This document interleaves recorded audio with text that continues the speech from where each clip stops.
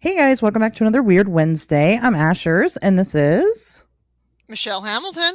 Oh my gosh! So we're doing guests. I told you guys before we got guests nonstop for the whole rest of the year. I'm so excited to have you on. Thanks for coming on the show. No problem. Thank you for having me. Oh my gosh, that's super exciting. So how was your weekend? What have you been getting into lately? It was good. Let's see. Didn't do much because I had a big event at work. I'm the manager of the Mary Washington House in Fredericksburg, Virginia, and Very cool. Friday was the anniversary of Mary Washington's death from breast cancer. So we actually had, and for my work, we did a wreath laying at the Mary Washington Monument, which is kind of the location of her grave. Mhm. Uh, and then we just had a little reception, 18th century funeral cookies, and it was a good time. What are 18th century funeral cookies? Well, see, in the 18th century, 19th century, they always wanted to have things on standby for when there was death. So it's going to be non-perishable items. So in this one Hmm. was molasses, sugar, some butter, and caraway seeds. Well, that sounds delicious. I want that. It's actually surprisingly very tasty. The next time I experience an ego death, I'm gonna make those for myself. My funeral cookies. Wow, Yes, it sounds like you had a full weekend. Jeez, I didn't expect that. I don't know. Some people come on here and they're just like, "Oh, I didn't do anything." It sounds like you've got your hands full doing stuff all the time. So I will take note. That's exciting.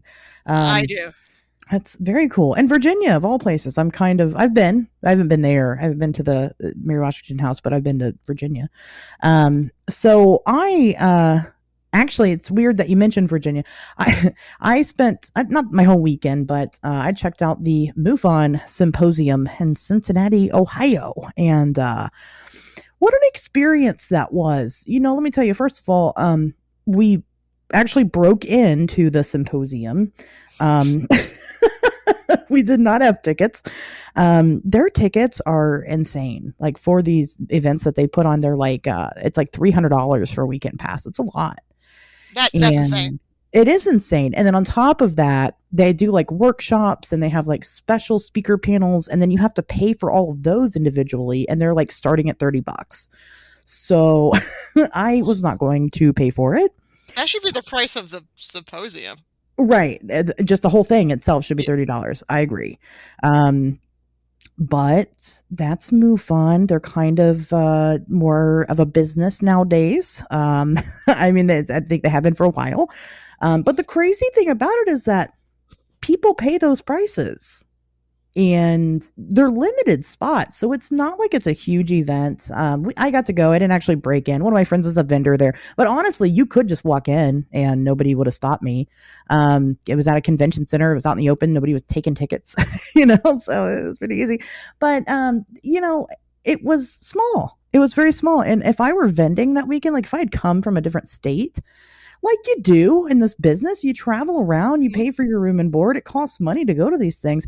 I'd have been pissed that I chose to do that one, because it just wasn't it. The morning before that, actually, I was supposed to be in Jonestown, Pennsylvania this past weekend, speaking at the Squonka Festival, and I wasn't able to physically attend just because it was far, and so I did my presentation virtually, and then was sad that I didn't actually get to go to the festival itself because it looked like they all had a great time.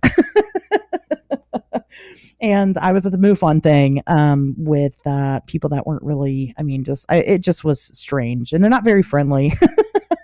I've heard. um, I've heard yeah, they're not that friendly. yeah, they weren't. It was tough. I mean, it really is very much like a cult, and that's how this was. So it's in Cincinnati, Ohio. I'm not far from there. It was about an hour away from where I'm at in Dayton, and afterwards, the friend that was vending, another friend had come up, somebody who I had met actually at the Withville UFO Festival in Withville, Virginia. And he had come all the way up from Virginia to be an attendee at this event. And so him and my vendor friend and the person I brought with me to go, we had a night out on the town in Cincinnati. And honestly, that was absolutely fantastic. It was a good time. We just kind of bar hopped, I guess, and just kind of went around everywhere. I discovered a new musician that I like. Um, And some people are going to think it's crazy, but let me tell you, it's a real, very specific audience this guy has. But we go to this bar and we don't know any of the people performing. And there's this solo guy who is playing music off his phone and singing the songs. And so he starts doing his first song, and it's about tater tot casserole. And it is, and but it's catchy and it's fun and the energy is high, and there's like people that are like singing the song. Like, he obviously has a fan base. Like, these people are like into the song about tater tot casserole. And then he takes his pants off and he's wearing a skirt, and he multiple times showed everybody everything that this man had to offer. And it was the weirdest. It was such a strange experience. He had a song, it's titled Bill Cosby. It's maybe 45 seconds long, and all it is yeah, Bill Cosby, and all it is him having his upbeat music, because it's all very upbeat, dancey music, screaming "fuck you" over and over again in the microphone. It's so unique. At least he didn't offer you any Jello. He didn't. Glad. No pudding cups. No pudding pops, yeah. He didn't. Thank God for that. But it was very interesting. Everybody's like groping on him. It's welcome. Like, that's part of it. And I looked it up. I looked him up later. It's called Vampire Weekend at Bernie's is what it's called. Listen, guys, just get on YouTube. Check this guy out. Just even the tater tot casserole thing. It's so ridiculous. It's great. I enjoyed it. The rest of my group was like, this is something. But I really like goofy, fun, bullshit, I guess. So I was here for it. But it was good. And then, of course, I am old now, and there's nothing like a night out on the town to make you realize how old you are. Because the very next day I was very exhausted, and I still am 2 days later. And recovering from my experience. But man, it was fantastic. I really had a good time. I should do that more often, and maybe take a couple days off of work the next time I do. So that's what I did. It was great. So I typically, at this point in the show, I go over, the news and kind of what's going on in the weird of the world. I don't really have anything new. And sometimes that happens. So I guess I'll take this opportunity to tell you guys that, if you don't know, now you know. Join the Patreon. We do a weekly hangout every Sunday night. We did not do it this Sunday night because I was very tired, but that's where you get all the cool behind the scenes stuff. We talk about the show. We go over, some of the topics we brought up, the guests we've had on, things like that, and just kind of chit chat what we're doing. Patreon.com/itsashers. I do want to address a difficult situation really quick. My show, okay, so Michelle doesn't know this. Me and Michelle have never met before, and that's okay. But I used to have a co-host, a regular co-host on my show, and everybody here knows that. He recently quit, and when he had quit, he had made a lot of statements about a lot of things, about a lot of people in just the general community. He kind of talked about how it's so easy to get canceled and for people to be mean to you without really doing a lot of research. He had said some things that made a couple of people angry, and now they are bombarding the show with negative reviews stating that I support sexual predators, and I don't. And I hate to, Michelle put you in this awkward position of, inviting you on, and now I have to talk about something serious like this. But, for anybody that doesn't know, and maybe you're listening to the show to hate listen to it. If you're unfamiliar with me and who I am and what I do, I am a 2-time child sex trafficking survivor. If anybody's familiar with being assaulted, it's me. I actually grew up to become a domestic abuse victims advocate for my county. I help women get away from their abusers. One of my biggest things that I pride myself on is empowering other women, and especially in the paranormal community. And I don't condone any sexual abuse, any predators, or anything like that. And it makes me very sad to get onto iTunes and see 1-star reviews with blatant lies. But I feel like if I just ignored it and kind of let it go away, it would seem like maybe I do believe those things, but I don't, obviously. I think a lot of, if you listen to the show, you know that. But again, if you're listening to this to hate listen to it, come talk to me. We'll talk about it. And, I'll tell you exactly what I think if, you don't want to listen to the whole archive of my whole show to figure that out. So, anyway, I promise this doesn't happen all the time on my show, Michelle. No problem. But, Yeah, no problem. And for all know, those who are listening, you cannot say anything about me worse than my own family has said. fair enough. People have gotten on before. People criticize the show. If you're going to leave a 1-star review because you don't like the show, that's fine. Like, if you're just mad because I said the word fuck or whatever, like, that's fine. But, like, yeah, to say something like, oh, I support predators, that's weird and wrong. And for people who claim to care about the mental health and well-being of women, I think it's really disgusting to try to bully a woman who has nothing to do. I don't even know any of those people that he was talking about. So I don't know why they're mad at me, but that's fine. So anyway, all that aside, let's get to the good stuff. So like I said, Michelle, you were nominated. People wanted to hear you come on the show, which is why I invited you on. And this, I mean, it's on Wednesdays. We talk weird. What is it about you? Do you think that, what do you do within this weird community that you think people are interested in hearing more about? Well, it's an honor that somebody even considered me being on this show to talk about my weird little interests. I look at the paranormal slightly different. I am a historian. I do have a master's in history. And so I try to look at the paranormal through an historian's lens. So I try to get to the root of the stories, and I also document the history of the paranormal, that this is something and a phenomenon that has been going on for decades, centuries, Mhm. particularly in my research on ghosts of the Civil War, that people were seeing ghosts during the Civil War, and many Yeah. times connected to the actual conflict. So it's not something that just came out over the last 20 years for tourism. And then I also look at also the same thing for Virginia. Virginia's been a very haunted state from the very beginning, and starting in the mid 1850s when newspapers really started to flourish in this country. There's been documentation of ghosts from the very beginning. I found in one of my books called Haunted Land, which is a look at the 18th century ghosts reported in American and British media. There was a case here in Virginia where a man turned himself in for murder because he believed the ghost of his murdered victim was haunting him. Wow, that's very cool. I love those kinds of stories. I do. When it comes to ghostly stuff, I really enjoy that. So how did you get into, did it start because you were into history, or did it start because you were into the weird, or did they just kind of both walk hand in hand your whole life? The history first.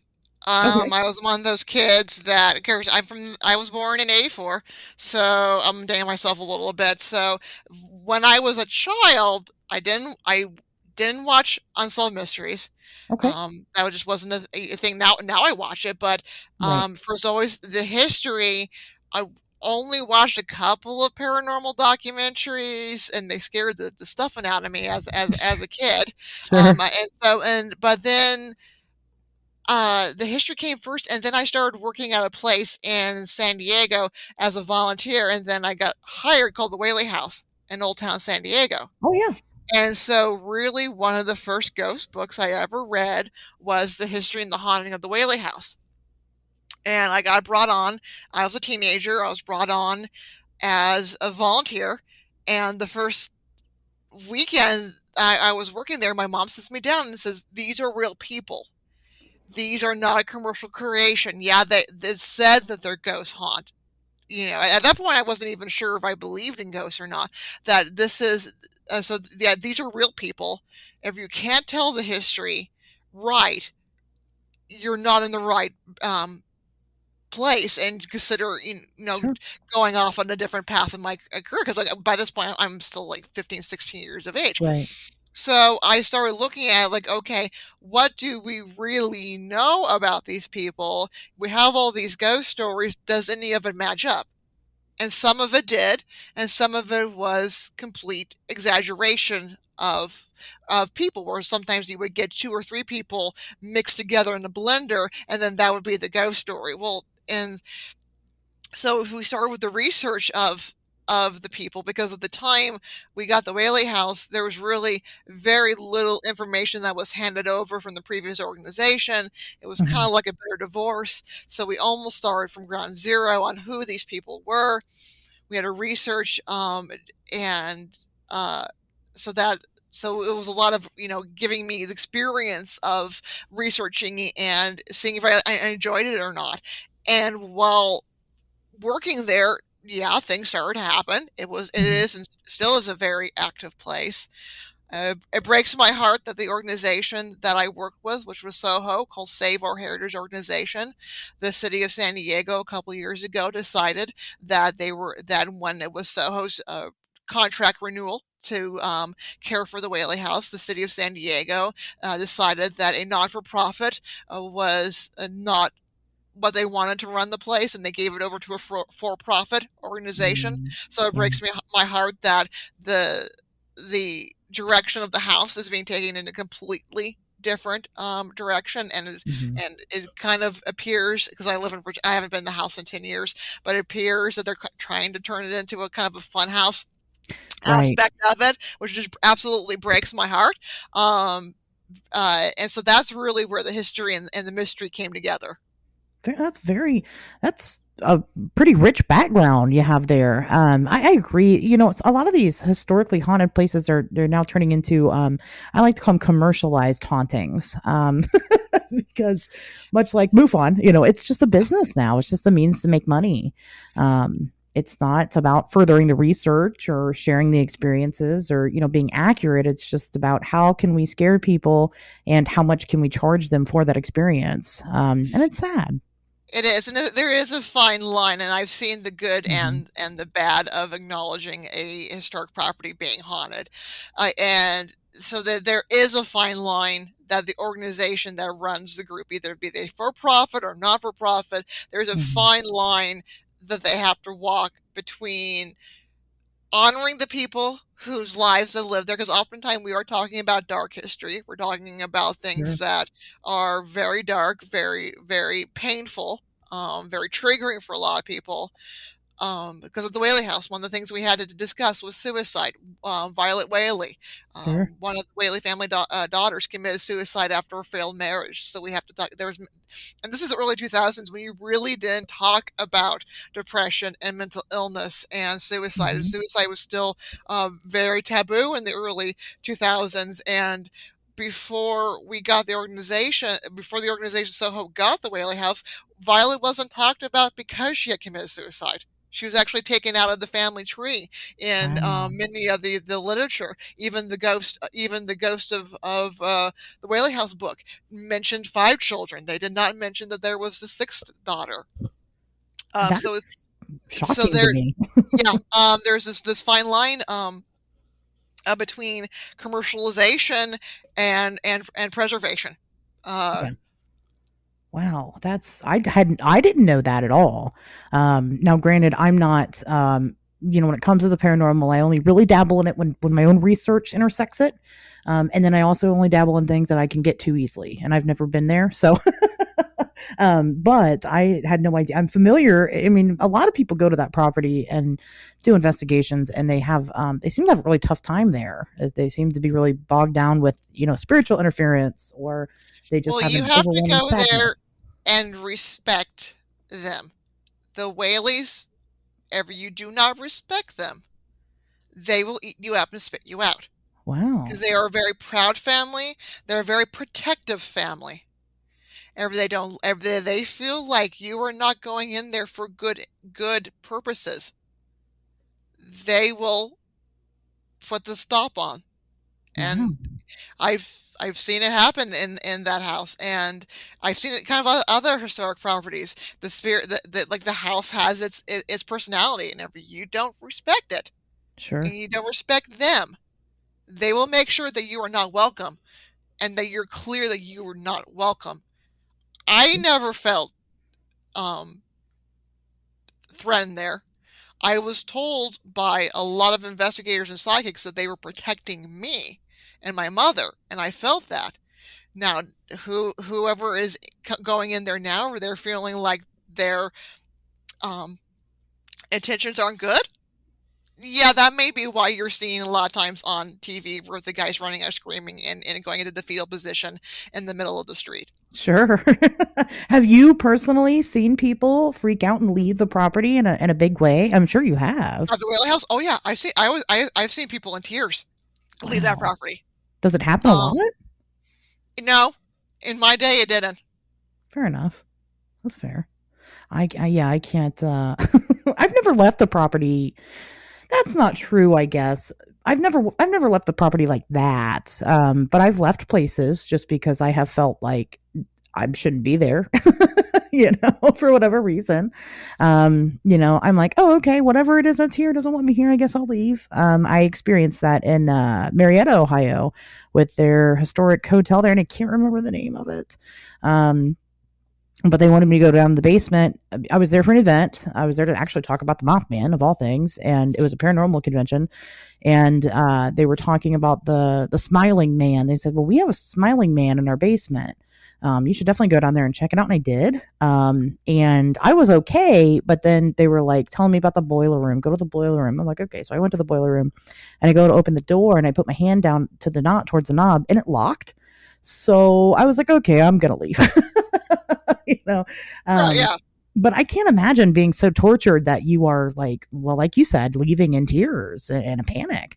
But unless again, whatever their energy and the family didn't like. And my involvement with the Whaley House ended when I moved in 2014. Before Mhm. that, I had only I was just like I have guided for a couple of years, was a tour guide for a couple of years, Sure. and then primarily my mother and I were doing Christmas decorations, and that was the fun time because we would go in there and decorate, and every once in a while they would pull a prank on us. But again, our heart was good. Our heart came in there to bring life to this house, to bring Mhm. life to the family, and to be very sympathetic for the good and the bad that happen. And the other thing I wonder about the Whaley House is in other sites, when you have too much paranormal investigations, you don't know who is coming in with the investigator.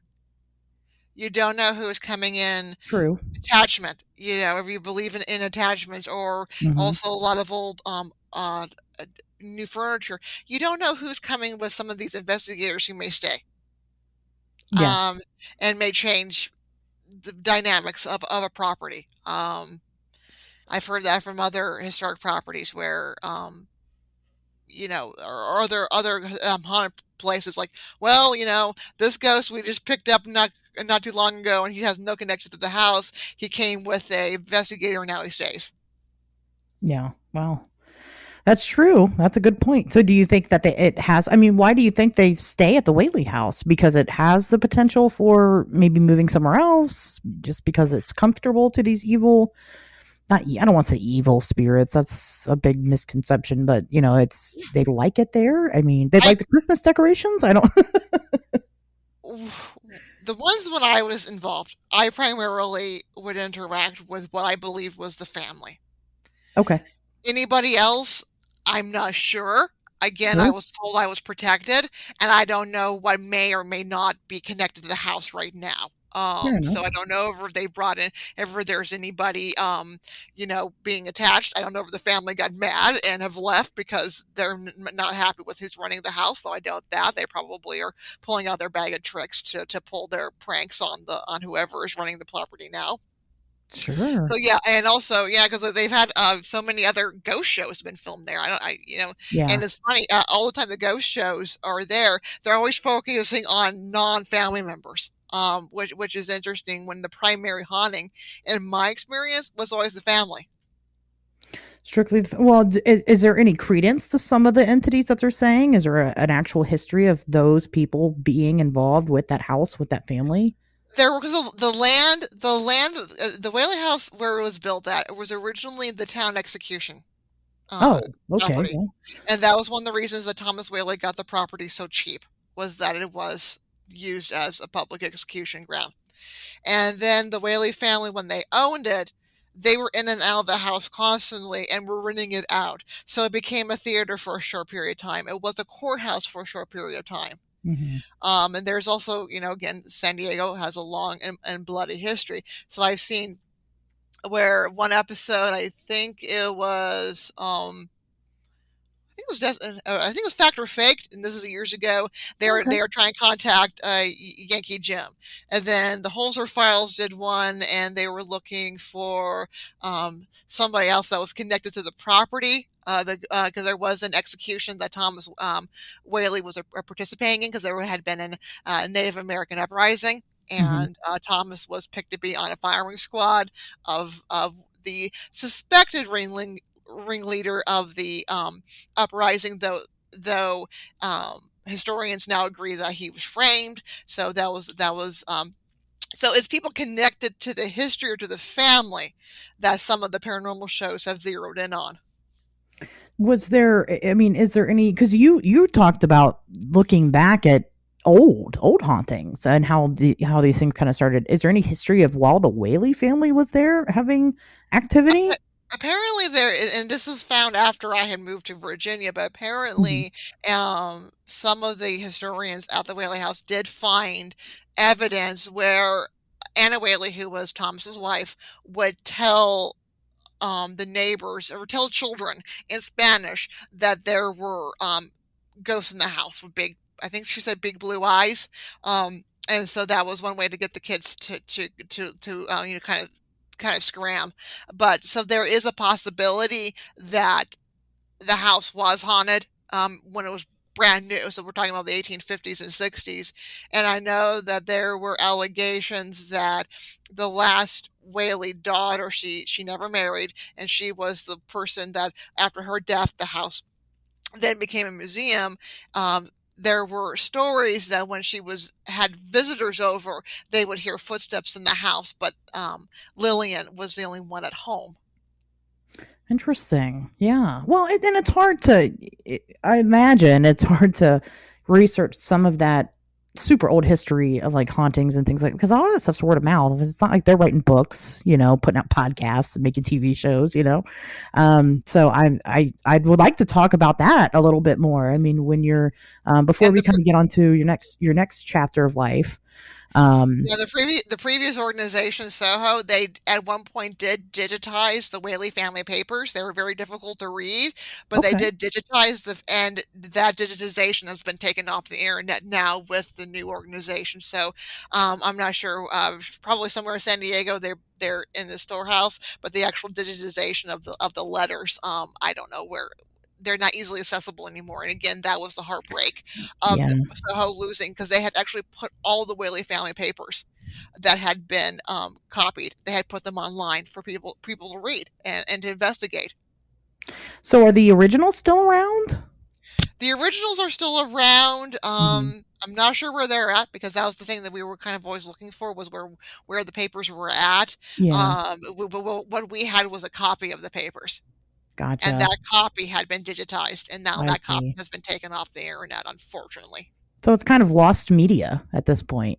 Yeah, and so that is also part of the heartbreak of the organizations changing, was Mhm. because Soho was so open and was putting their information out that anybody could go and download the several hundred pages of Whaley family documents to read and transcribe Mhm. and study for a variety of history, not just ghosts. We're also talking about a history of early California family, family that had ties to uh, Alaska, uh, New York, Civil War era, Mhm. all sorts of early California history that anybody could have access to.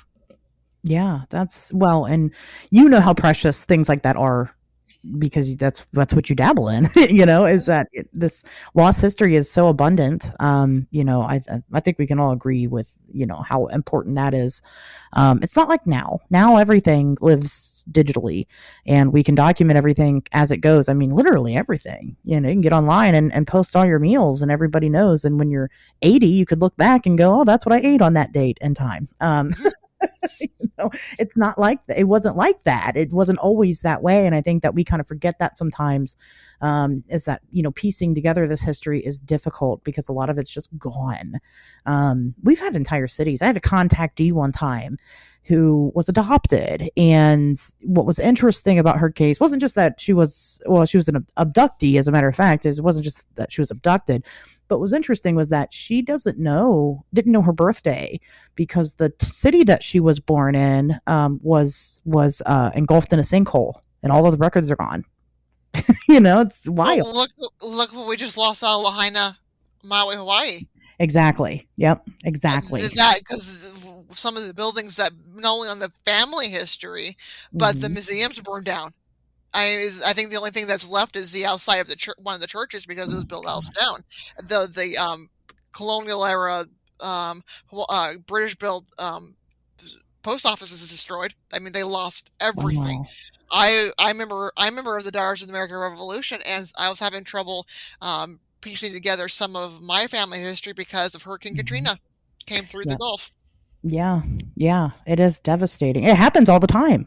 you Mhm. know, as crazy as that is. Even fire. I mean, just even a fire in a small town that only has, one record keeping place, right? It only has one building where they keep everything. If it catches on fire, I mean, it's kind of fucked. It's kind of screwed. My grandfather's World War II records got destroyed in a fire, so we don't Mm-hmm. know what he did to earn the Bronze Star because Oh he my never talked goodness. about it. And so when after his death, my father went to go look to see what he did for his Purple Hearts and for his Bronze Star, and the one place that they were keeping the records for his division had a fire in the 50s and destroyed out a whole bunch of guys' World War II records.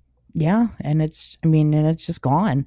Like I said, yeah, it happens all the time. I don't think people understand. So then a lot of this history, well, then guess what? With your grandfather, you could go and make up your own story and make it fun. I mean, I'm not saying that you would do that, but I think that's why a lot of times there's a lot of misconceptions about a lot of things that happen, especially when you're talking folklore, paranormal, mythology, culture. We just don't have a good way to differentiate a lot of the time what is and what isn't. And it gets hard as a researcher, it gets hard to piece that story together. But it's kind of why you do it, right? You like Oh yeah. the chase, So, what does that look like for you? How do you go about conducting your research and kind of digging into these, old, I mean, predating 1900s instances of this stuff? Well, the benefit is in the last 10 years, we do have a massive amount of things that have been digitized, which is, for me, I primarily will troll newspapers. Newspapers were Yeah. a great source of information on the time period because they pretty much wrote about everything. So it's Hmm. also learning what keywords to look up for. Okay. And then my other thing I go through is another wonderful source is Google Books. Google Books has a trove of sources when I'm looking up for different historical eras or Hmm. trying to date back of like when was the first time something got recorded back. Okay, I can trace this story back to this period. Um, like the story, and other great historians have done work on Sarah Winchester, but one era to know the story about her, Sarah Winchester conducting a Boston seance. That story actually only appeared in print the first time that I could find it about the 1950s in a ghost book. Wow. Wow. So, I mean, so it has origins in a biased place to begin with. Exactly. Oh Yeah. yeah, no, yeah. Great chapter on Sarah Winchester is the haunted history of invisible women. Great source on Sarah Winchester and Oh, how again that double-edged sword. The only reason that the house was saved was because they created a story about spiritualism, but there's nothing to prove. It didn't happen. Didn't right. happen. Sarah Winchester was not a spiritualist. Right. She was an amateur architect. That was her pleasure. She liked designing houses and buildings, and she just had a lot of disposable income that she could do it on her own property and just had fun rebuilding her house. Wow. Which, if you take that and you turn that into a ghost story, then you're kind of not whitewashing, but getting rid of the fact that this was a woman who was into architecture at a time that a lot of women weren't. You're disrespecting the history of it. I mean, frankly, that's interesting. I have heard that a lot about the Winchester House. Lots of rumors. People speculate. Why did she do this? What was the point? And a lot of people mix it into actually H.H. Holmes and his murder castle. Right. H.H. Oh Holmes yeah. didn't have a murder castle. That's actually not a true story. He was more into selling cadavers. I mean, stealing cadavers and selling them. He did kill a couple of people. I think that we believe now it maybe was like 3. But you just see how much the rumors take off. He didn't actually have this crazy murder house. It's not even there Oh yeah. anymore for us to, It's the prove. post office. It's the post office of Chicago. Right. Right. So he can't, it's not like we can go in and go, oh yeah, that's his dungeon or whatever. None of that probably existed at all. Because you would get caught. You would. I don't care how slick you are going to get caught. And so that's his thing was insurance fraud, Yeah. because it was really easy to pull insurance fraud in the 1800s. And now it goes back to the Winchester Mystery House, which I've been to a couple of times. Okay, so she wasn't a spiritualist, but is it haunted now? Oh yeah, it's haunted now. Yeah. It's haunted now, but it's not haunted by Sarah. It's her servants. Her servants are still there. And the memory of her servants are still there. It goes back to residual. Interesting. So Yeah. it's a haunted building now. Never was when she built it, Yeah. but it is now. And in my opinion, she's not there. Yeah. A lot of people, not everybody, actually, the more popular story is that there's something supernatural while she was there at the house. But of course, that's the one that sells, right? So that's the one that everybody pushes. Great, it's a great movie. I mean, Helen Mirren was wonderful as Sarah Winchester. Great costumes, fun movie, but it's just entertainment. I understand. Mothman being my biggest point of research. I have to tell everybody how terrible the movie is. It's very inaccurate. Even the book that John Keel wrote is not even accurate. And it's like, then you have to go back. That is a weird book. That is a weird book. It is weird. I mean, it is read weird. it and it's like, okay, a great book. I mean, it's a great book, but I'm reading it halfway, going, what the heck is he talking about? He wrote a lot of very interesting stuff, and I'm not going to say John Keel didn't have good theories about things, but some of it, I mean, what we know now when we go back and look at like some of the accounts in the Mothman prophecies, and we go to the original sightings, the original reports, he either lied or got it wrong, or maybe they reported it to him inconsistently, but either way, it doesn't match what the witnesses were originally saying. And so who knows, I don't know which one came first there. But all I know is that we have to take it with a grain of salt, really. I mean, right. And the sad part is so many of them are now passed on now. That we and a lot of them probably were just trying to live their lives, saw something really strange, and then after especially after the Silver Bridge, they didn't want to talk about it anymore. No, they were done with it. They had a lot of even now. They do the big festival every year, and it's Mothman is Point Pleasant's only source of income.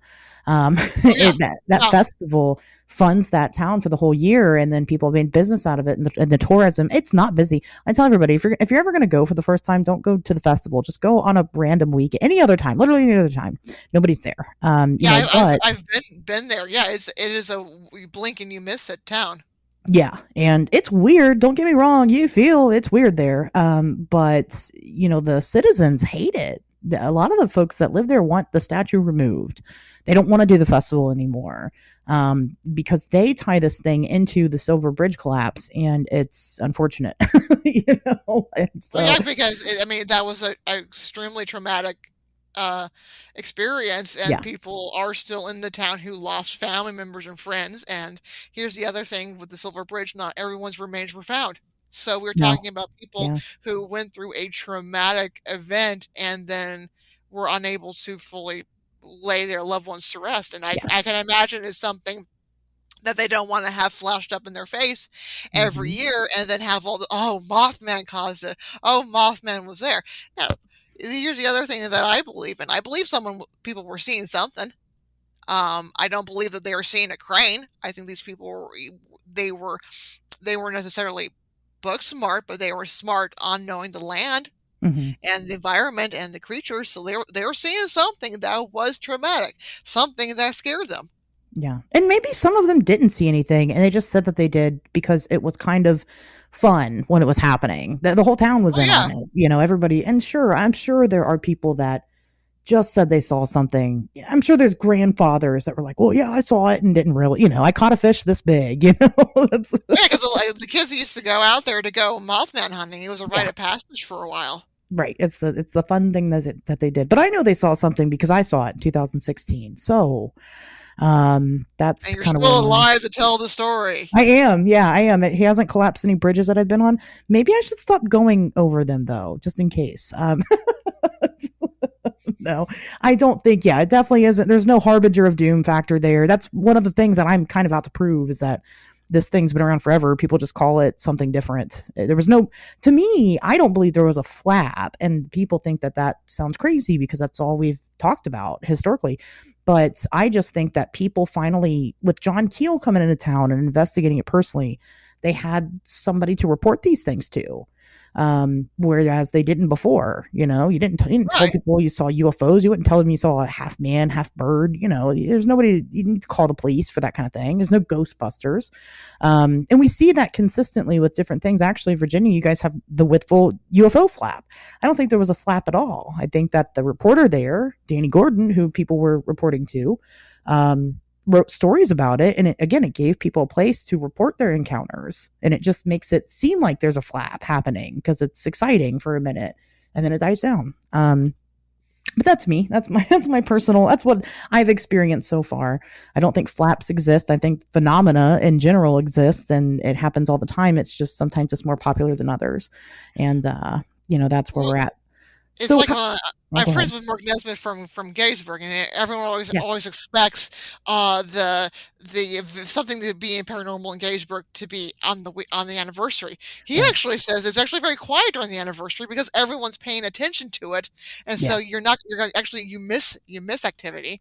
I've been in Gettysburg. I've had things happen, heard things, smelled things. Middle of winter, springtime, middle of summer. It just depends on being at the right place at the right time. Yeah. That's what it comes down to at the end of the day, with any of it. And, I think most of it, there's some things that I don't think are, necessarily paranormal. I don't think all of it is strange, but I think that I think ufology and the paranormal itself are connected. Whereas like cryptozoology is kind of different because I think that we have undiscovered species out there. But some of that can have some overlay into the paranormal. It just depends on what you're talking about. But anyway, I'm curious. So I mean, you were in San Diego and then you moved all the way across the country. Is that what I'm understanding so Yes, far? I in spring of 2014, I had gotten my master's finally, and I was right. My family and I, we were ready to move out of California, and I knew in particular, my interest of being in early American history, my best option would be to move to Virginia. We also had extended Mhm. family that lived in Virginia, so in May of 2014, we moved to Virginia in the Fredericksburg area. And shortly after moving, I got hired at the Mary Washington House in Fredericksburg. Mary Washington was George Washington's mother. So I worked there for about almost half a year as a guide, and then I got promoted up to manager, and that's been a position I've been in since. Very. So did you grow up in San Diego? Yes, I did. Oh, so this was a big change. It was, but I never really felt at home in California. I never really liked it. That's fair. I mean, And I'm glad I'm out there now. It's a complete dumpster fire. do you ever visit? No, I haven't been back. My mother has been back, and even Yeah. within a year of us leaving, it changed so much. I buy that. I buy that. So you're doing the Mary Washington House thing. Is this, I mean, did you seek this out? Did this opportunity kind of fall on your doorstep? How did you get I kind of involved fell with on my doorstep. They were it? hiring. I came here without a job. I knew I could find a job. they were hiring. I got accepted as a guide, and then the next year the manager left. Opening for the position opened, and I applied and got hired for being the manager. Very nice. Very neat. Is the Mary Washington house haunted? Yes, again, it's Virginia. Virginia, Yeah. everything is haunted. Yeah. That's a good point. It is very strange there too.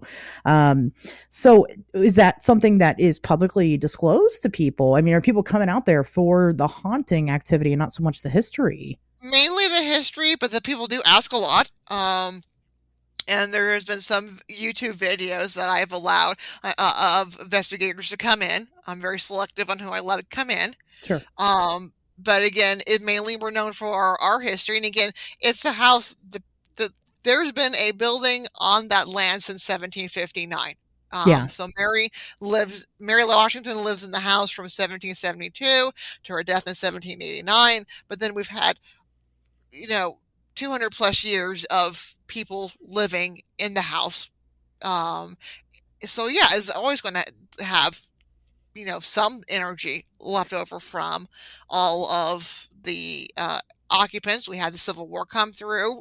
The house was used as a hospital for Union and Confederate soldiers.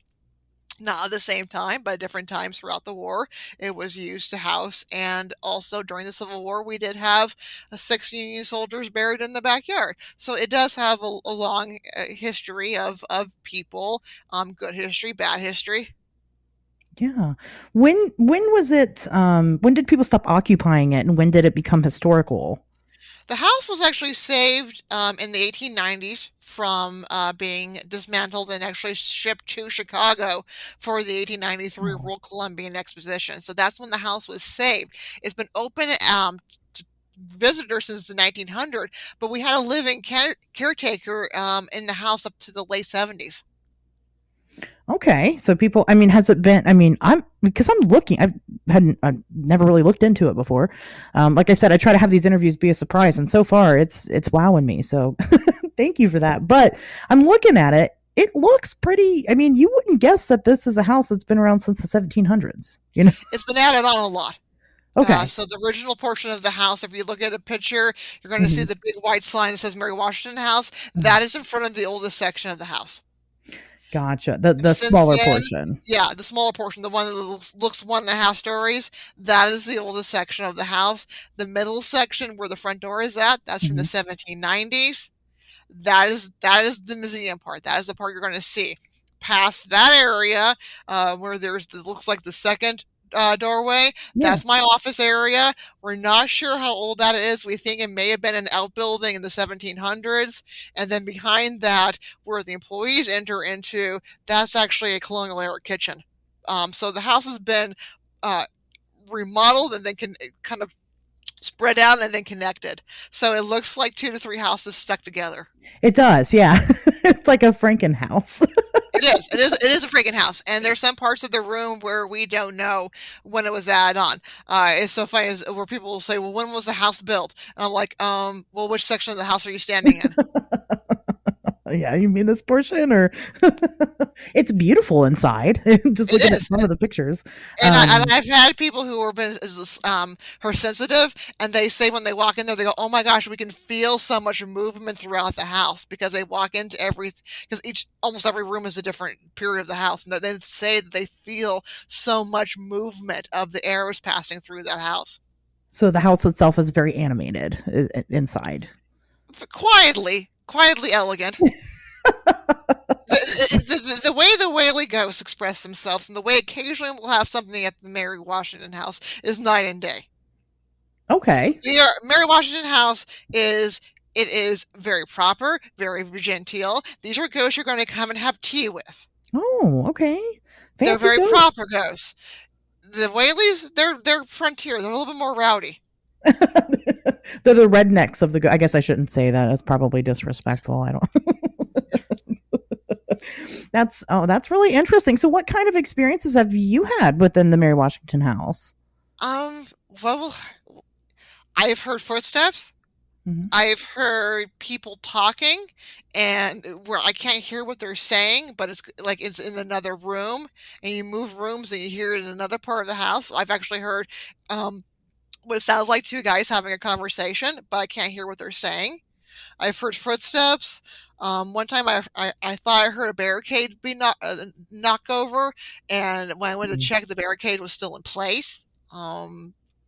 Uh, I've actually one time smelled the smell of grape jelly being made in the original kitchen area. Well, that's Uh, pleasant. that was I love that. So I didn't usually you hear of, like, cigar smoke or cigarette smoke or not usually cigar grape smoke and jelly. perfume was at Yeah. the Whaley House. Those are the two things I experienced the most were phantom smells. I've only had phantom smells once at the Mary Washington House. Every once in a while, it's a knock. A couple times I've heard a knock on the back door. Open up the door, nobody's there. Um, one time I heard it would sound like a boot being dropped, like a boot being taken off and dropped on the floor. I've Mhm. also heard footsteps, and every once in the blue moon, you'll hear a voice. Oh, the funniest was we were last year. We were in between having a gardener, and I had been out sick, and then the garden we got is the rainy season, and just looked like just weeds everywhere. So I'm out there, pulling up what I thought were weeds, and it was actually I was pulling up an herb called feverfew, which was used to it was a pain reliever, and it was also used to bring down fevers.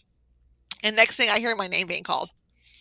Hmm. And I stop and I realize my staff wasn't calling for me. One of the volunteers wasn't calling for me.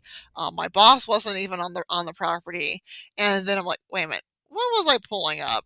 And I had to. My boss come. My boss came down and she's like, yeah, no, that's feverfew. That's. I'm like, whoopsie. Sorry. So the joke is now when I go weeding, I know I'm doing a good job because I haven't been yelled at. Well, I mean, that's a good point, though. Yeah, it's like, okay, so yeah, it's like, okay, leave the feverfew. So I tell everybody, like, that is not a weed. Yeah, leave that alone. That is a herb. Leave that. You're going to get yelled at. Oh gosh, don't start. Yeah, don't let the guests know because then they'll start taking it for souvenirs. Oh, Yeah. people do. So, It grows really easy. It grows back. It's kind of, it almost looks like a weed because it almost grows like a weed. oh well, is it? I mean, sometimes they are, stuff like that are weeds. Is it a type of weed? It Do you kind know? of looks like it. I'm not a horticulturist, so Me after neither. that, I'm standing there with my boss, like, is that a weed? Yes. Is I that a weed?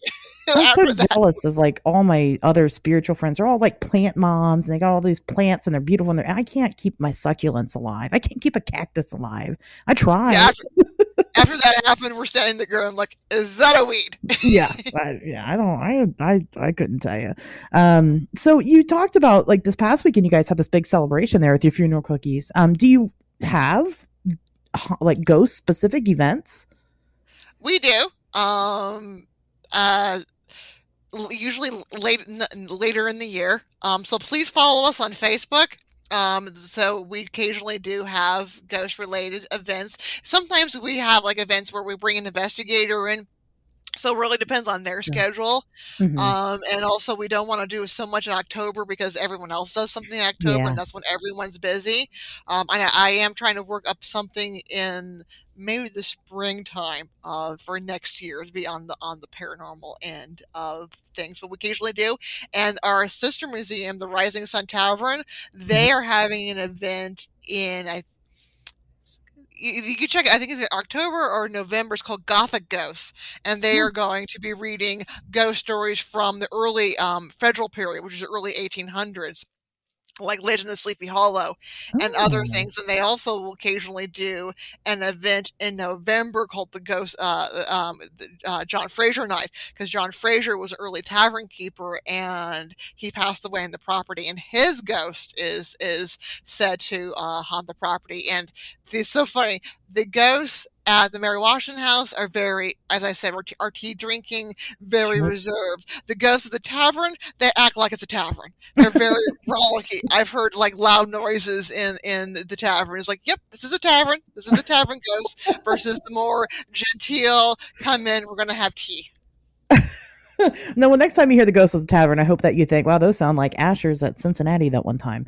Um, But no, that is really interesting. So it sounds like the whole community kind of in the area, you guys are really into this. I mean, you embrace that part of the history.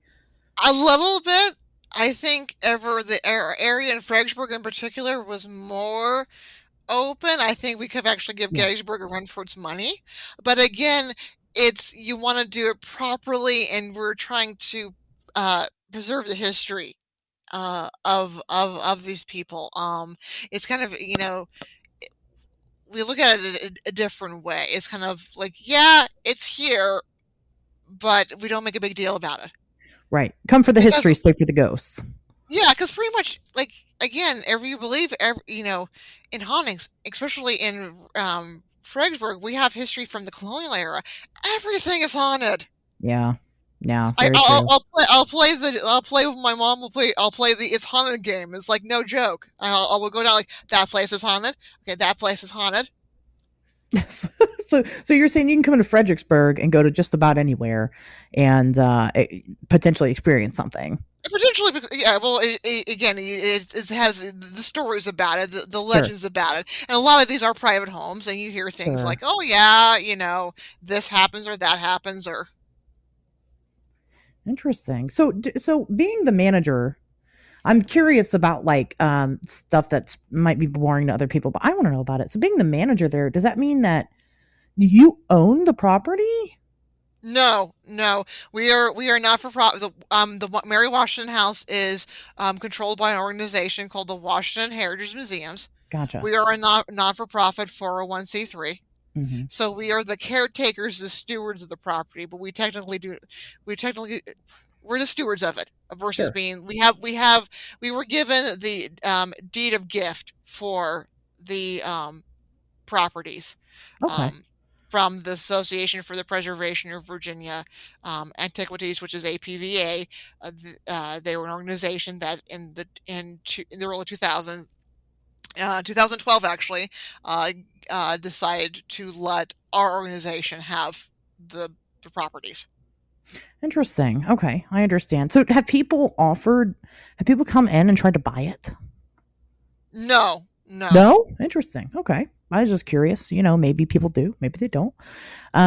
So when you retire, or step down or whatever it is you decide to do you have a say in who takes your place, or does that not fall on you at all, or no.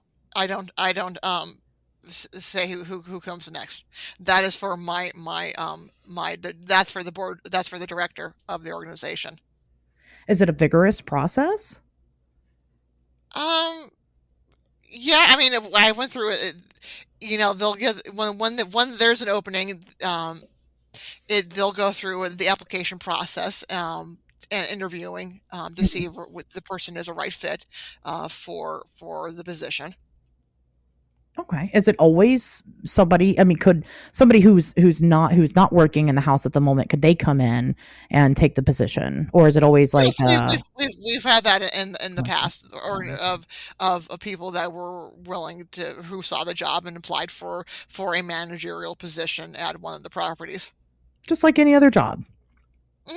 Yeah, and Interesting. not everybody has a degree in history. I Oh, think, yeah. So again, it's just a passion and a love and a lot of, and yeah, there are a lot of smaller organizations like ours, and other ones across the country. Not everybody who runs a museum has any degree in history. sure, sure. Interesting. Well, I mean, I suppose, yeah. I mean, anybody could, I suppose, open a museum. If they had enough money and enough space, and things like that. So, I guess I And don't see why I couldn't. there are museums and organizations that are Yeah. for profit, and there are Right. organizations like ours which are not for profit.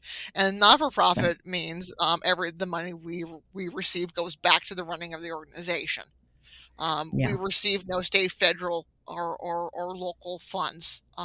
Some organizations do, and God bless those who do, because running museums are very expensive.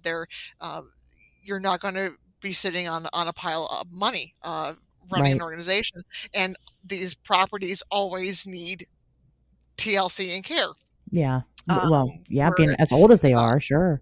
Yeah, I mean, we're in the process of doing some restoration at the Mary Washington House. That, thank goodness, we're some very generous grants were offered that we were able to do restoration on the 1805 kitchen house.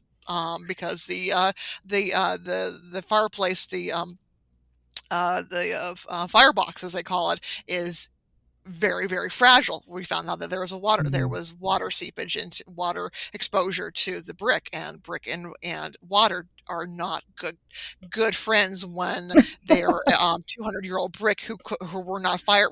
No, they didn't seal them and cook them to the temperature the modern brick today is, where they're water resistant. 200 years ago, that wasn't possible. So when you introduce any form of moisture to antique brick, they don't get along, and brick turns back into Sure. its original substance, which is sand. Yeah, yeah.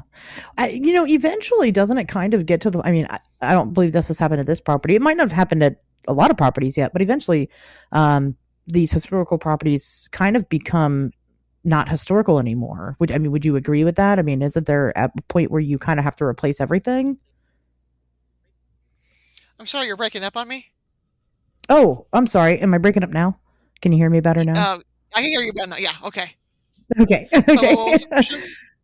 I was just asking, these historical places, eventually, things have to get replaced. Eventually we're going to have properties, right, that aren't original anything. Is that something that happens a lot with these? I mean, eventually there's no actual history to it, right? Because we're upgrading even the bricks of the property and things like that. I mean, I get why, but it's just more of a recreation rather than an actual piece of history. Yes and no. A place like Mount Vernon, the Mount Vernon estate, is primarily still the original building that George Washington built. The thing that we Interesting. try to do is, can we fix it? Can we stop? Uh, what is the level of debt? What is the level of concern? Is it something that can be arrested? And so we leave it the way it is. So it's not going to be perfect, but can we at least arrest it? Is the damage so far gone that we have to reproduce? Like, okay, so the Sure. they try at Mount Vernon to restore and repair the as much original building materials possible. Some of the pieces have to be taken out. They will then be processed. They will be saved. They will be studied. And then exact replica will be made, oftentimes using the original building tools in the building, but Oh. brought in to replace. Like for the restoration we're going to have starting October on the firebox, which we will be documenting on Facebook. We will try to save as much of the original brick as possible. Now, some of the pieces are going to be too far gone. We will bring in a, a carefully selected replacement, but we will try to save as much as the original as possible. It reminds me of I guess not to get gruesome, but I'm going to for a minute. That doctor who fell in love with this patient and then kept her body and was like replacing parts of her to Yes, preserve in it. Key West, Florida. Yeah, do you remember that guy? Well, I don't know. I mean, Yeah. not that you know him or anything, but No, great guy, great guy. A little strange, but great guy. Oh, yeah, right. Yeah, and it just kind of, there's pictures of the woman when they found her, and she just doesn't even. I mean, looks human, but she doesn't. She looks weird, and the whole right. reason is because he's replacing pieces of skin and stuff with wax, and it's not. At some point, it doesn't become her, but then you have things like the skeleton that isn't going to go anywhere that you kind of build around, which I guess is what I'm comparing historical architecture to. I don't whatever. Oh Lord, if my boss hears this, she's gonna be like, "What the heck?" Tell your boss not to listen to. If you're listening, boss, don't go listen to the other shows on this podcast because it gets raunchy. But unless you're into that type of thing, But yeah, anyway, that's what my thought process was. I guess was that eventually you don't really have a choice but to replace things with updated equipment, things that work better, not necessarily work better, but what we have now. Yeah, and again, it depends now on preservation. Is how, because it kind of is where the house will never look mint, and we don't want it to look mint because then Right. it looks. But is how far can we arrest the decay? And if we can do that, we'll use it. And interesting, like some places like Colonial Williamsburg, they go, oh well, it's a um, rebuilt town. Well, half the town is rebuilt, but actually a lot of the buildings in Colonial Williamsburg were actually rebuilt using period infrastructure that they just got from another site. Yeah. um, that Interesting. Rockefeller, when he saved the house, he would go in from what this is my understanding from what I was told was that he would went across the eastern seaboard and particularly in the south and was buying up old houses that were falling apart, were past care because of neglect, poverty, family died off, would buy the pieces, they bring them back to Colonial Williamsburg, and they will use what they can in the repair of the historic structures and the reproduction buildings. So they try to bring as much original pieces as possible Mhm. into a repair or into a reconstructed building that was reconstructed in the 30s and 40s. So you can't just like go on your local Facebook group and find a general contractor. I mean, I'm assuming there's like people that specialize in Yeah, historical restoration. Is that right? there is, and fortunately, in where we're at, we do have several companies because again, a lot of people in our area live in these historic properties, Right. and they're trying to keep the house as intact as possible. Mhm. But yeah, one of our we have a locksmith that is a man that's he's self-taught. He taught himself how to repair 18th and 19th century locksmiths, and so I call him. It's like, hey, I got a problem, and he'll bring me in over the pieces on because none of the door handles in the house are original, but they are Sure. from some of them are from that time period. And every Mhm. one of our pieces is too far gone. He will bring something off his collection and put it in, or he will go back to his workshop and recast a piece. Wow. Those people probably are the richest people in the whole town. Um, No, we're not. Yeah, we don't go into history for the money. There is no money in history. well, fair. Okay, that's fair enough. That's true. I guess you're right. But I guess you would think, because it's such a it's a small demand, but it would be a high demand, and not everybody's skilled. You would think that they would do better than just a general contractor. But my favorite part of it is the fact that like everybody's just history nerds. I think that's really Oh wholesome. yeah, we are. Yeah, it is, and it's so funny. A couple weeks ago, because about once a year, it almost like cyclical, where one doorknob will go off, and then the other doorknobs get jealous and they start falling off. And so he came in.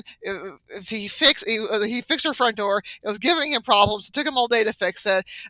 Like a week and a half later, another doorknob fell off. So I called him. I was like, "Hey, we got a doorknob fell off," and he goes, "I swear your house is haunted. Your building there is haunted." I says, "Well, it is, but that's besides the point." But sometimes doorknobs just fall off. Yeah, that's what I said. I said, "Well, we are, and that's besides the point. The doorknob came off." I think it's neat because it's like, if I call somebody to come in and fix my dishwasher, it's we don't have anything in common. You know what I mean? But Mhm. whereas like you guys, if you have somebody come in and fixing your doorknobs, well, you have you have history in common. Yeah, yeah, Um, and we'll talk about the history. And he'll pull out like one time I needed a new doorknob. It turned out the doorknob had never been fixed. Had last like years, like decades ago. The last time it broke, whoever did it didn't properly fix it and was making it like trying to jam a round hole into a square peg. sure. And so he's fixing it, and he goes, "I have a set of the prettiest 1840 door handles that will go onto it." I'm like, perfect, because the room it leads into was dated to the 1840s. So he pulls out of his collection, so we had a more accurate door handle for the door that led into the modern day kitchen. Yeah, and he's probably like, you guys are. He's probably like, oh, look at this neat thing I just picked up for my own personal self, and, and Mhm. then you know what he's talking about. Yeah.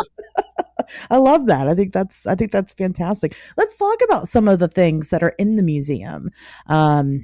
What is that like? I mean, because I imagine it's not. I mean, usually when people move out of a property, they take their stuff with them. Um, how do you get furniture? And I mean, do people donate it? Do you guys? Is there like money set aside for like if you find a historical piece? How does that work? Well, and also it depends on how old the museum is. See, our place has been open continuously for tours since May of 1900. Right. So there are pieces in the house that were donated in 1900 Oh, to the house.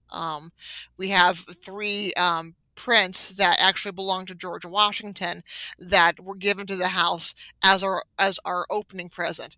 very Because they cool. at the time they thought they actually belonged to Mary. They didn't. They are from the 1790s after her death, but they actually belonged to George Washington. So Mount Vernon has actually restored one of the prints for us, which was very generous. So we have pieces that date from when the house first opened. We have pieces that were donated to the Association for Virginia Preservation of Virginia Antiquities, APVA, 30s, 40s, in the 1960s. They house kind of went through a rotation of some of the pieces that were there. So new pieces came in that were antiques that were either purchased for the house, donated to the house to reflect more of a colonial piece. We do have a couple of pieces like Mary Washington's teapot. We also have her Oh. book of meditations. We also have her fan. We have a couple of pieces that were connected to the Washington family itself. We have pieces connected to early Virginia history and pieces that are reflecting of what she owned. So this was very, I mean, as opposed to like somebody obtaining a property and then finding out history and then later doing it. I mean, this was like kind of collect as you go. I mean, I would imagine some of the furniture would be like akin to going to Walmart now and going, "Hey, I bought this chair. You know, you can have it for the museum back during the time period that it was relevant." That's what it sounds like. Very, it very much was. It was what was donated, what was Mhm. either purchased for the house. Today, we're much more selective and careful of what we bring in because it has to tell a Sure. story. It has to be connected to the region. Because you look back at early postcards of any historic property and you'll see things that just do not belong. My favorite is a postcard from George Washington's birthplace, and they have a bearskin rug on the floor. Um, you know, in the same thing, even for the Whaley House, we had pieces that were like, it's old, it's pretty, but it doesn't tell us anything. Yeah. And even right now, we're going through where we're looking at pieces in our collection, and it's like, okay, does this tell a story? Very neat. Does it tell us a Yeah. story? Does it fit here? Does it tell a story? Does it connect to the era, the family, because you can go to any place and look at a pretty bed. Well, does this bed really tell us a story? Is this Sure. really something that Mary would have had? The other thing is where we have old draperies in the house, and I want to see those eventually changed out to actually reflect the types of draperies Mary actually would have had. Hmm. Yeah, to kind of personalize that experience.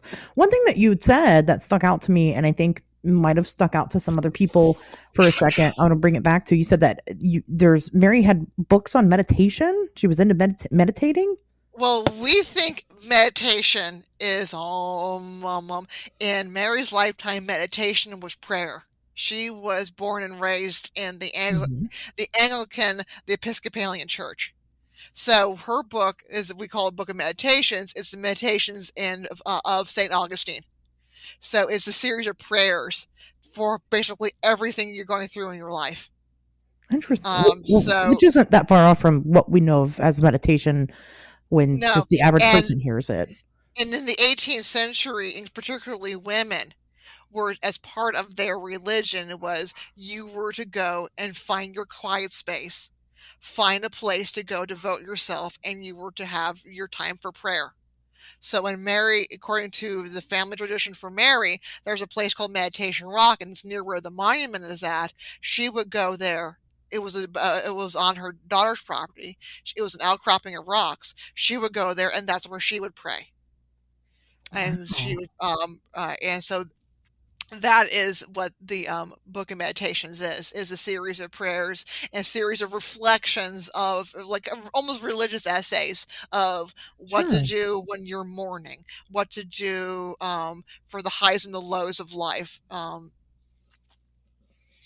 That's very neat. Well, and another thing that I want to circle back on, it you said kind of more in the beginning of the conversation about this property. So the property was built in what year? The oldest section of the house was built in 1759. And she what didn't live there until the 1770s? Is that did I hear that right? Yeah, she moved in 1772 and then passed away in the house in 1789. So was there any record? I mean, who lived there before her? Do we know? There we do we have one record of one other owner. He was a tobacco merchant, so he was dealing with the selling of tobacco, the collecting and selling of tobacco. Mhm. Tobacco was the primary currency. It was also used to pay everything from Mhm. bills to taxes. So he was dealing in the shipping and selling of tobacco, and he was there for we're not sure how long. I haven't really devoted much research to the pre-Mary period. We're doing more Sure. onto her period and then a little bit after, but we don't have too much information. We just know that he may have lived in the house, he may have rented the house. We just know that he was the owner of the house. The owner, yeah, of the property. Interesting. Well, I mean, when you think of like George Washington's mom, you would think that he would like build her a house. I guess I don't know why. I would assume that, but that's what. Actually, and Yeah. it's funny because in 1781 he is uh, there is getting concerned about the finances of the house. There's some people are trying to pull some skullduggery and try and accuse George of not financially caring for his mother. And he writes this really blistering letter, and he says, at my mother's choice but my expense, I provided her a commodious house on lots and dwellings of her own choosing, so that she be near my sister Lewis. So this is a house that Mary picked out. And what is unusual for this time period is that she is a widow. She was widowed when she was 35 years old. George is 11 years old when his father dies. She never remarries for Wow. economic reasons. She's a widow until she passes away at the age of 80. She is actually living in her own house. She does have enslaved workers that are caring for her, but she is picks her own house. She doesn't move in with another family member. She doesn't move in with an adult child. She picks her own house, her own location where she wanted to live at. And when at times throughout her life, as she's getting more frail, and George is telling her it is time to close the house down, she refuses. And as one of her obituaries says, in the language of the 18th century, she died in her seat, meaning she died in her home. Wow. So she's like one of a one of America's first real independent women. I mean, that's what She it sounds like was. to me. She was unusual in certain ways for the time period. Sometimes in some ways she's very conventional. She's a very Yeah. conventional 18th century woman, but also at the same time she's independent on wanting to live in her own house. We're surrounded in her with her own garden, with her horses. She does have her slave people who help, who care for her, who keep her in the comfort that she was expecting, but she's very much living on her own terms in her own Yeah. house, decorating it the way she wants to. She has numerous grandchildren. She sees them when she wants to, goes home when she's ready to be away from the grandkids. Wow. Mary Washington. She don't need no man. She's, she's doing the thing. So I mean, when you talk about it, I mean, it adds up when you talk about when she moved in the house in 1772. I mean, George Washington wasn't much of anybody at that time, right? Well, I mean, he was a celebrity. He was known as Colonel Washington. He was famous for his exploits during the French and Indian War, but he had retired from the military life, was living the life of a quiet country squire, as he would have seen himself. But again, he was involved in politics. He was running his own house. He was raising his stepchildren, and then later on will help raise some of his step grandchildren.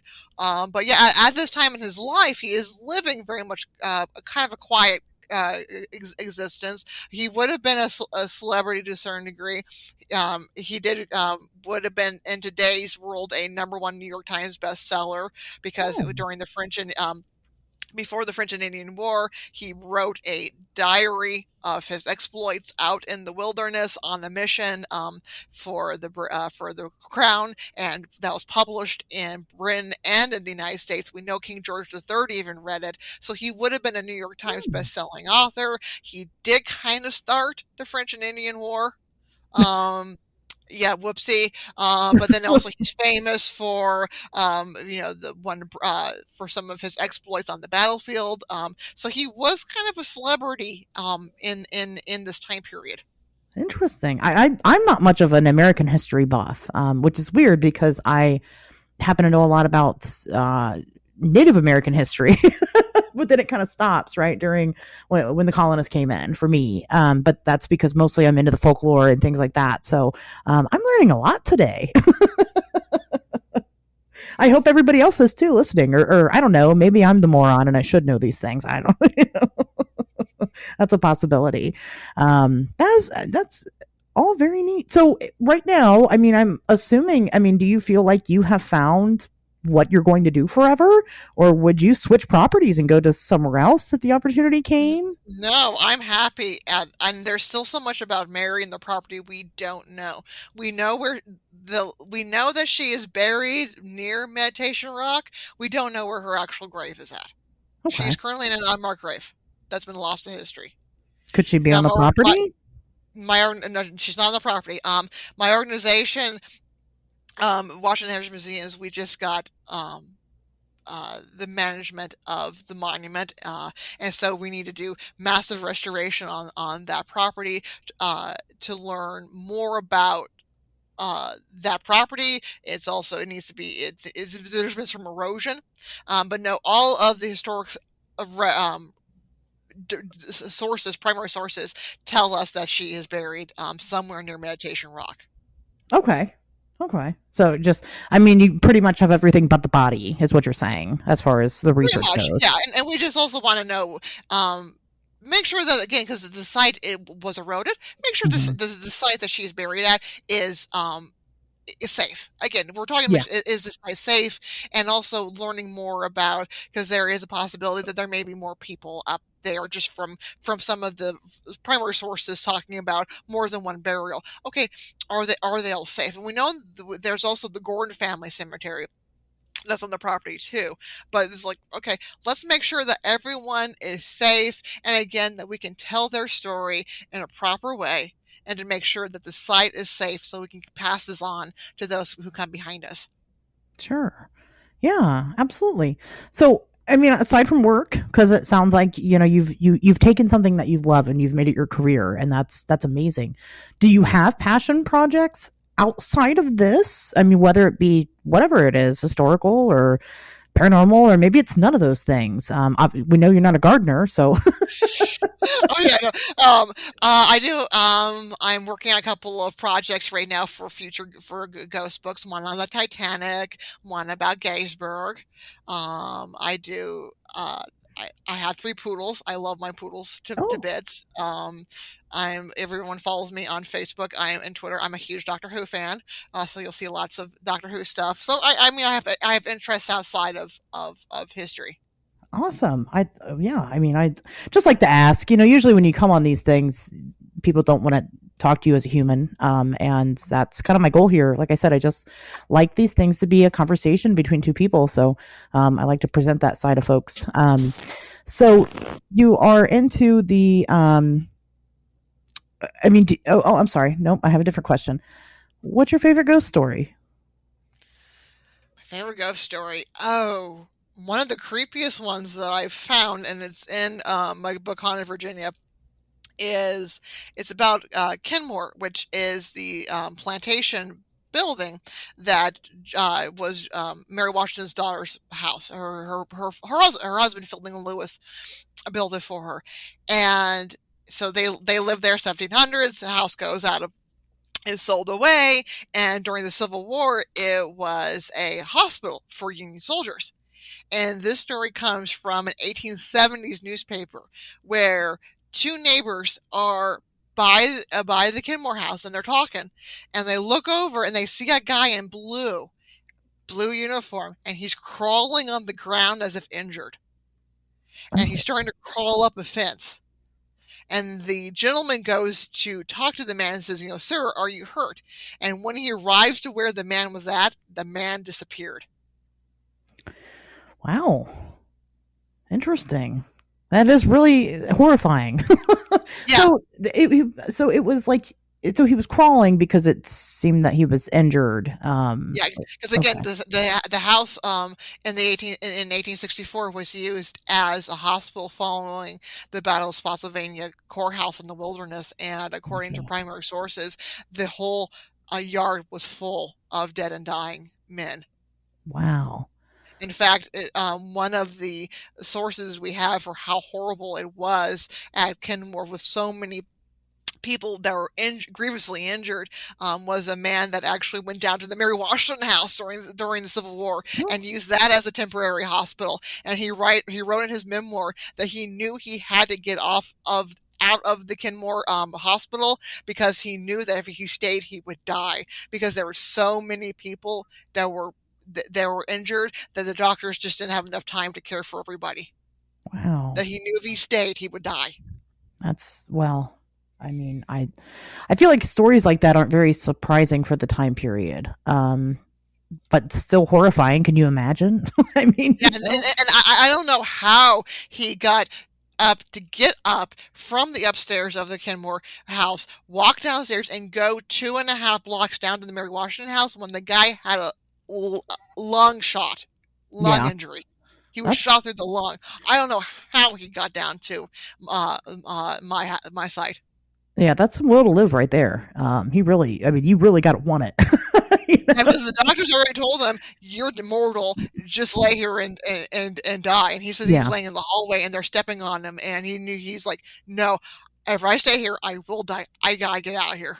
Wow. Wow. Yeah, I can't. No, I'm soft. I'd be like, okay, I guess I'll die then. Mhm. You know? Like, well, it's my time, I guess. And then and the other funny part was, because he's writing in the early 1910s his memoir for his children, and so he comes in, he pays the lady that was serving as the housekeeper, and so he pays the lady to come into the house. And then he started bringing his other friends. So he was seeing his other injured comrades, and he's bringing them all into the house. And he's telling them, this is because when he knocked on the door, and the lady says, "You can't come in here." And he goes, "Well, why not?" And she says, "This is the Mary Washington House. You can't come in here." And he's like, "Hey, I have money. I'm coming in." And then he was telling all of his fellow injured comrades, "This is the best place we can be. This is the Mary Washington House. We will not die here, because this is so important. This house, and who Mary Washington was, because she was revered in this time period. We will not die here. This is a place where we will be cured." Was there an uptick in people surviving their mortal wounds after that? Did it work? Did the hype Well, work? all those guys did survive. So I think maybe Oh, also we had a little bit of positive gave him a morale boost. But it's so yeah. funny. He's like, "We're in the Mary Washington House. George Washington went through bad things. This is where Mary raised George. Basically, she ain't gonna let us die here." That's very sweet. So if I ever feel like I'm mortally wounded, you're saying I should come to the Mary Washington House? Oh, sure, yeah, just don't bleed on the carpet, please, because that's going to be a really interesting accident report to write. I just show up and you're like, oh, there's that girl that was on her show. She must be dying. Yeah, Please don't bleed on the carpet. I'll try not to. I'll at least wrap myself up first, and then I'll come in. God, that's hilarious. So, what about, I just just as a historian, as somebody that's it sounds like your stuff.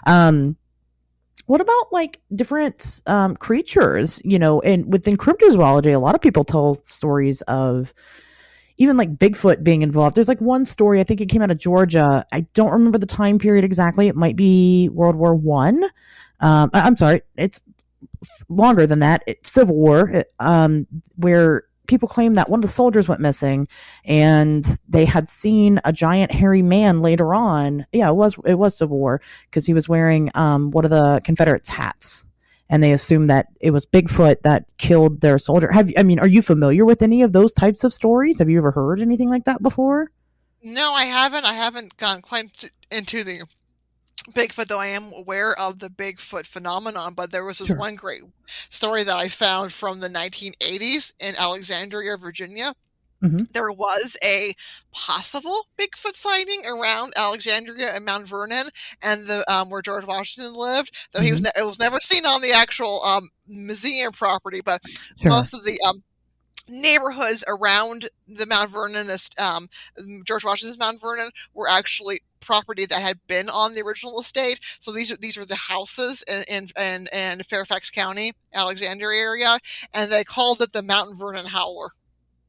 Interesting. Okay, so And there's apparently, something. people were hearing these like Bigfoot, night calls, and there was it was all in the newspapers for the 1980s, and apparently there is a lot of urban legends that they brought in Yeah. thermal scanners from the National Park Service to look for it and couldn't find it, and people were told that they saw it not to report it, and it went on for about a year and a half, and then all of a sudden the sounds of whatever this creature was stopped.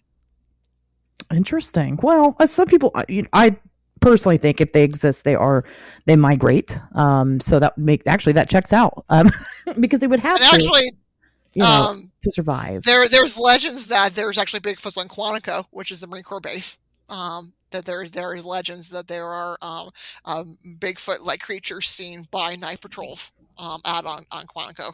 Oh my God. Can you imagine being a part of the military, being prepared to kill people, and then you see something like a Bigfoot? And then you don't know what to think anymore.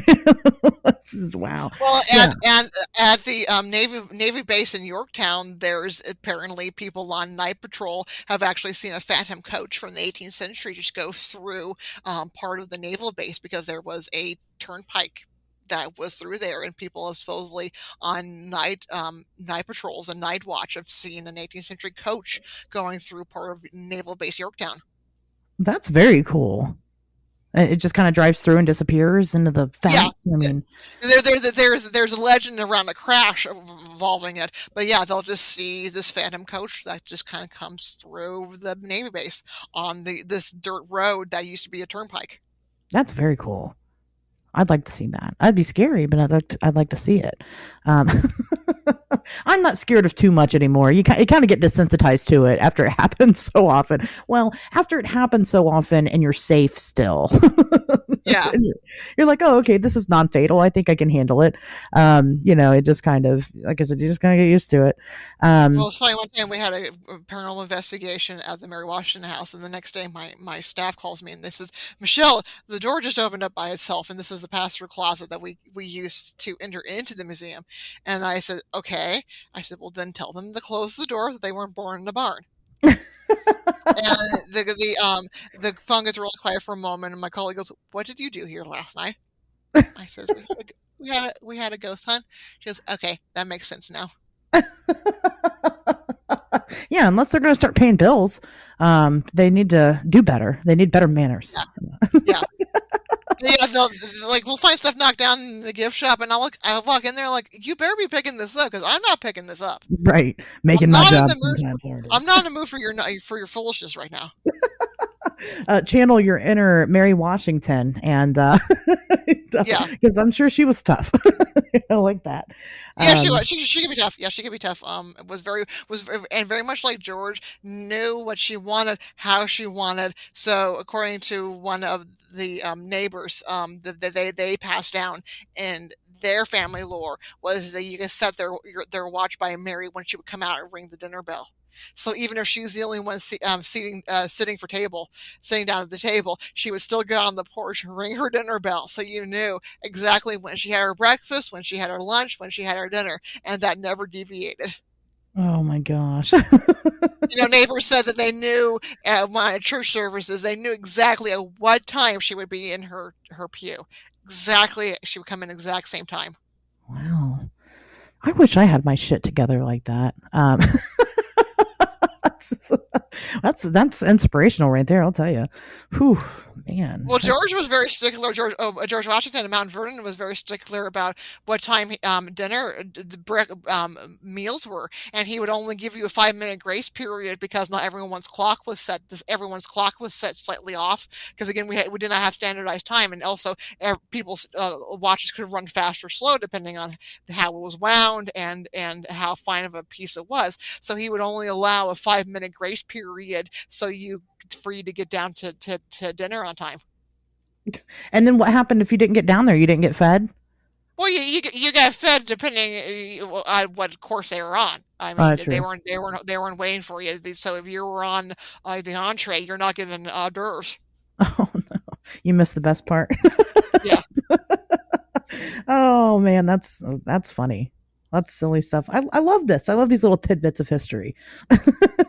The fun parts of history that they don't teach about in school. Why not? We'd be more interested, I think, if they did.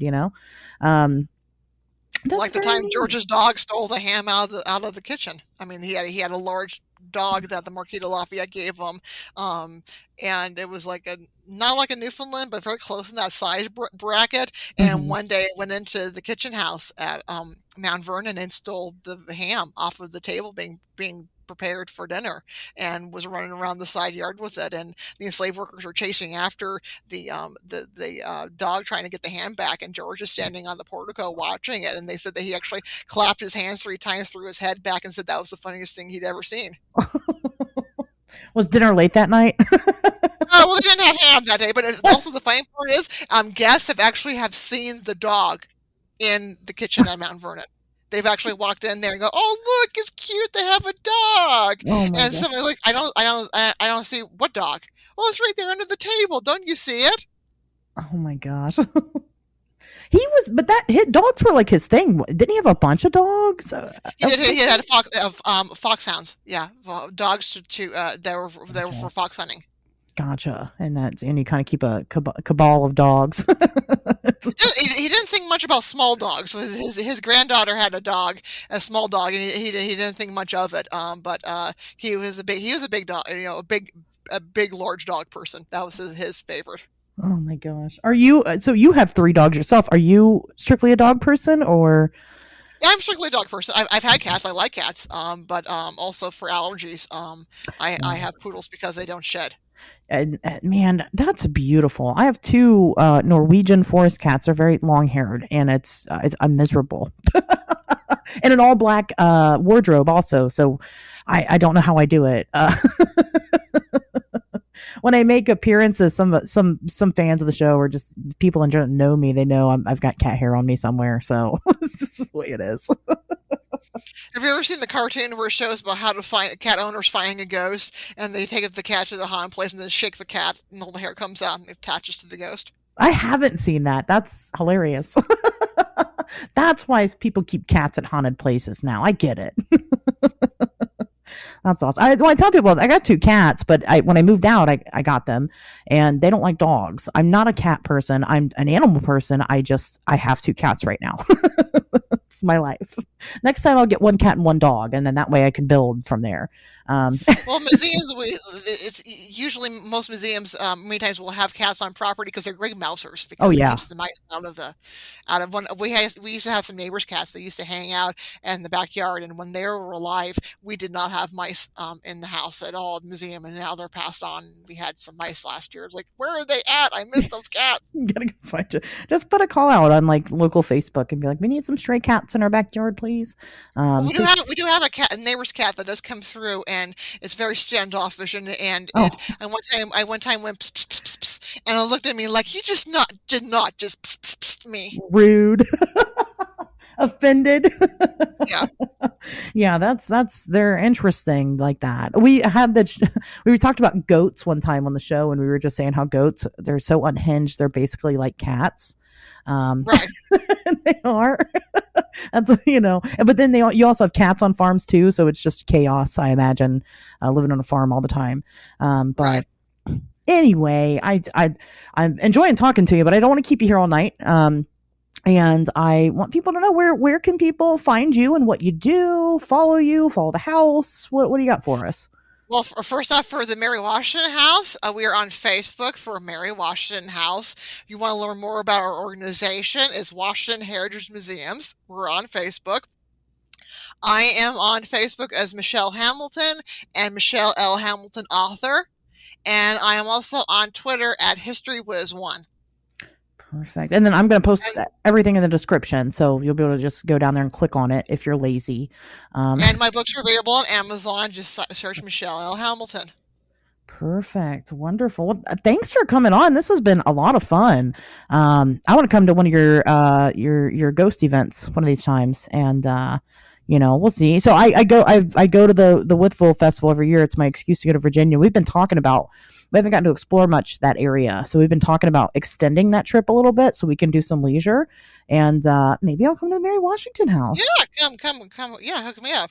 So definitely. Okay. Well, with that being said, guys, we will see you back here next Wednesday.